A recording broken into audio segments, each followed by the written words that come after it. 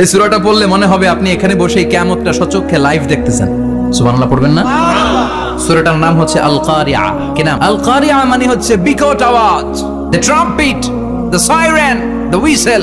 বিশাল এক হুইসেল বাজানো হবে। ওই হুইসেল বা সাইরেন বাজানোর ফলে বিকট একটা শব্দে গোটা বিশ্ব ভেঙে খানখান হয়ে যাবে। এটার নামই হচ্ছে আল কারিয়া। চিল্লায় এখন সুবহানাল্লাহ। ওই হুইসেল দেওয়ার জন্য, ওই সাইরেন বাজানোর জন্য, ওই সুরের ভেতরে, সিঙ্গার ভেতরে ফুৎকার দেওয়ার জন্য রব্বুল আলামিন স্পেশাল একটা ফেরেশতা বানিয়েছেন। তার নাম হলো ইসরাফিল আলাইহিস সালাম। কি নাম? এই ফেরেশতাকে আল্লাহ তাআলা বিশাল একটা হুইসেলের ভিতরে, সাইরেনের ভেতরে 3টা ফুৎকার দেওয়ার জন্য তৈরি করেছেন। তার ডিউটি হচ্ছে তার গোটা জীবন জুড়ে সে হুইসেলের ভেতরে 3টা ফু দিবে। 3টা ফু দেওয়ার জন্য রব্বুল আলামিন একটা ফেরেশতা বানালেন।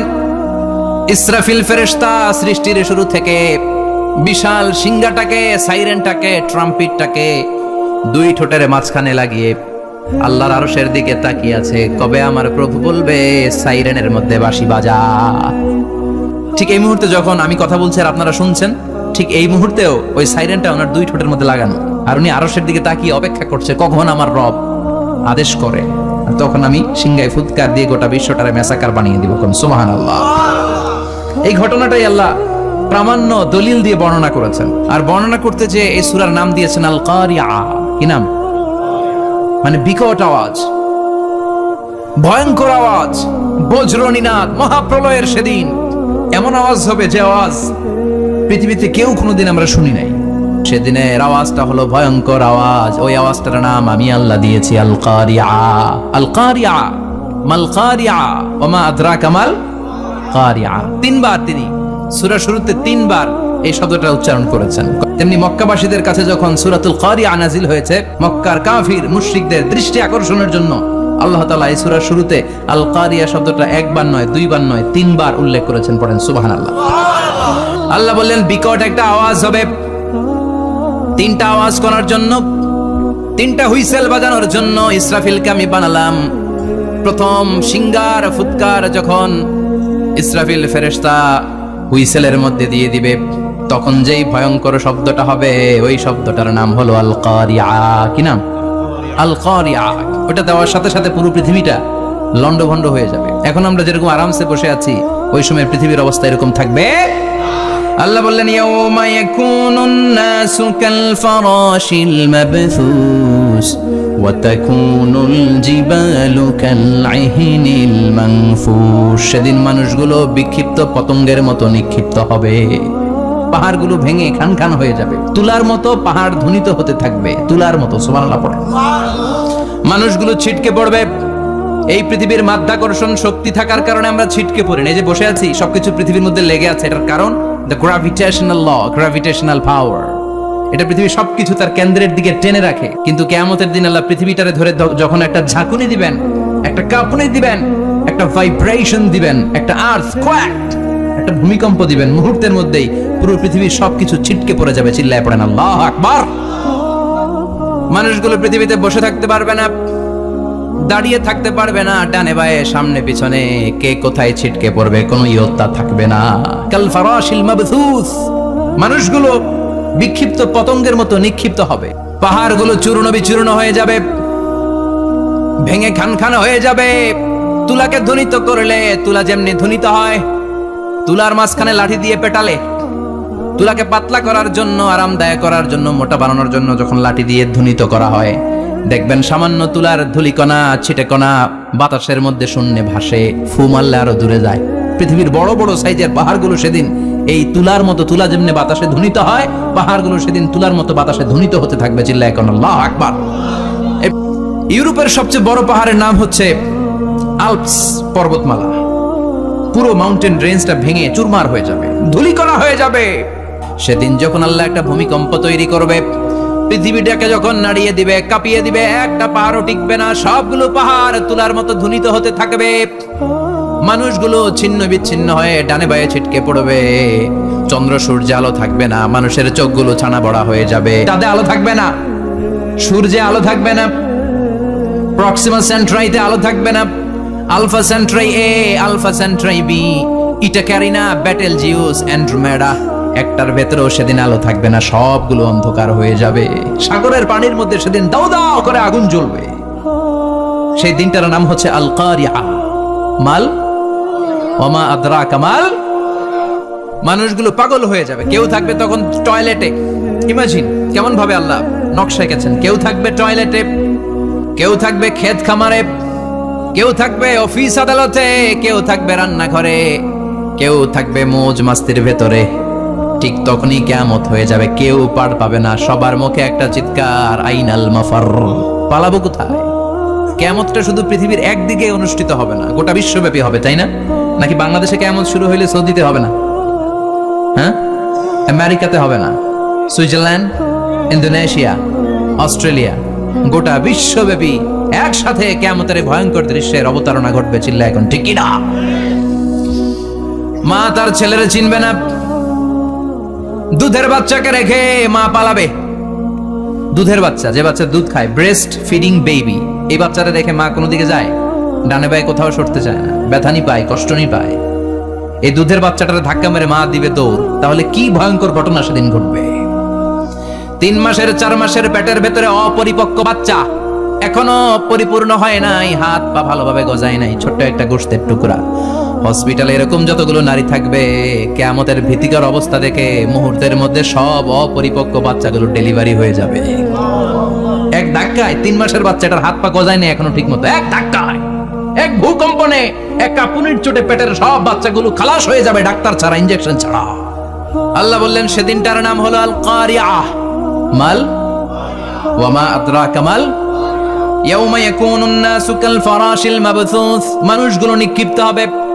ওয়া তাকুনুল জিবালু কাল আহিনিল মানফুশ, পাহাড়গুলো তুলার মতো ধ্বনিত হতে থাকবে।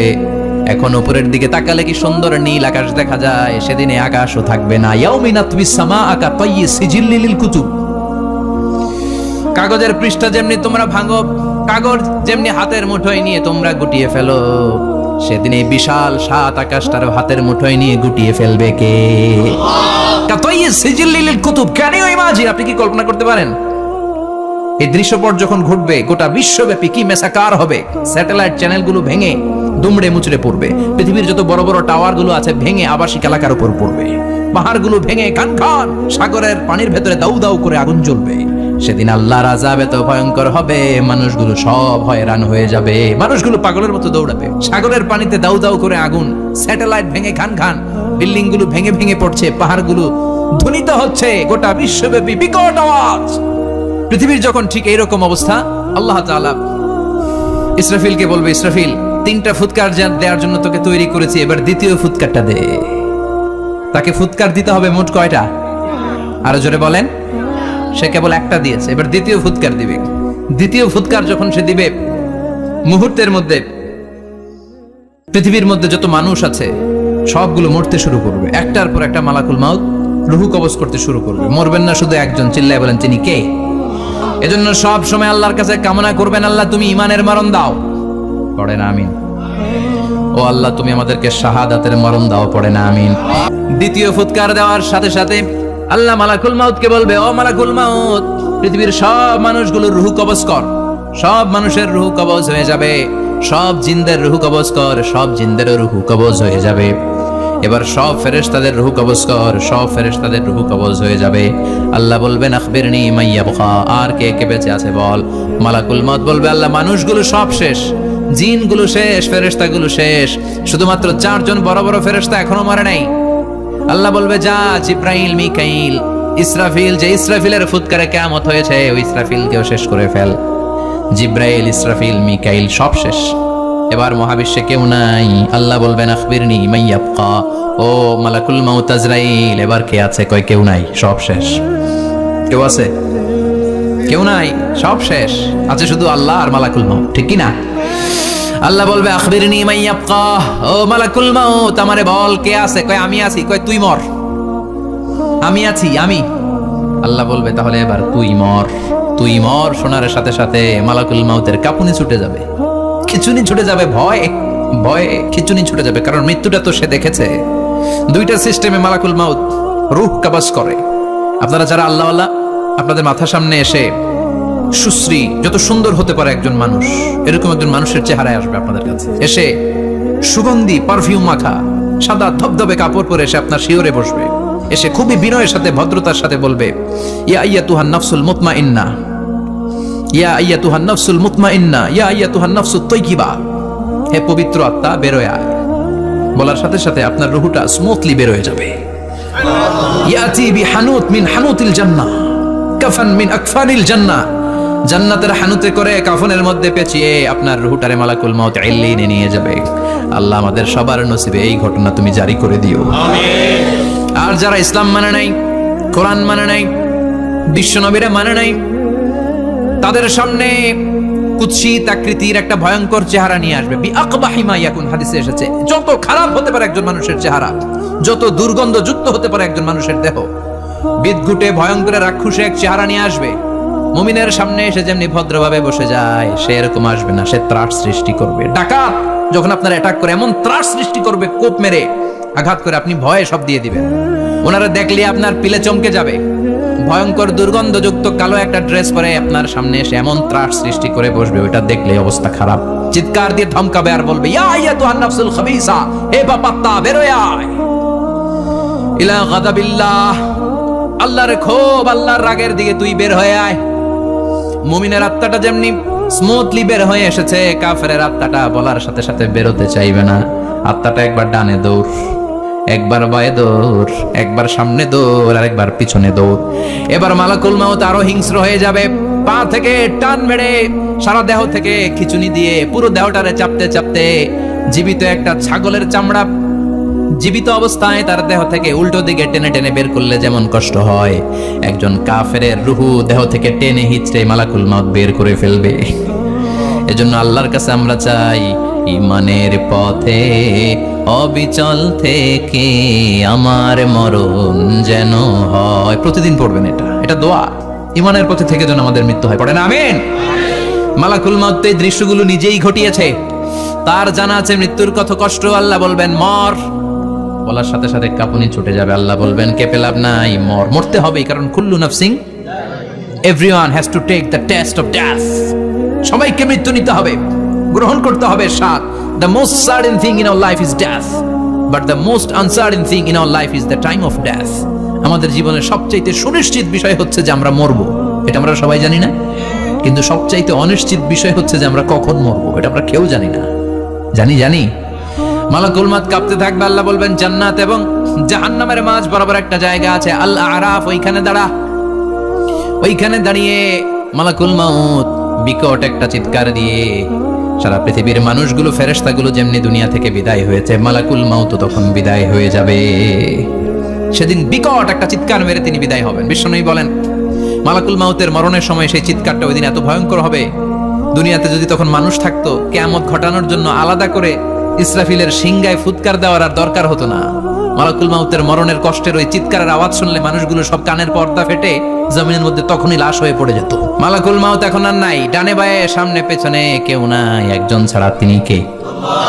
আল্লাহ তখন বলবেন, ইয়া আরদু আইনা নাহারুকি, পৃথিবী তোর নদীগুলো কই, বিল্ডিং গুলো কই, রাজা বাদশা গুলো কই, পৃথিবীর নাজ নেয়ামত কই, ভোগের দুনিয়া আজকে কোথায়, অহংকার দাপট আর ক্ষমতার বড়াই আজকে কোথায়? লিমকে ক্ষমতা কার? চিল্লায় বলেন তো, সেদিন ক্ষমতা হবে কার? লিমানিল মুলকুল ইয়াউমা লিল্লাহিল ওয়াহিদিল কাহ্হার। ক্ষমতা সেদিন কারো নয়, ক্ষমতার মালিক একজন, তিনি কে?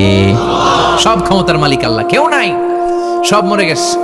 এভাবে যে কত হাজার কোটি বছর আল্লাহ একা থাকবেন, এটা আল্লাহ জানেন, আমরা কেউ জানি?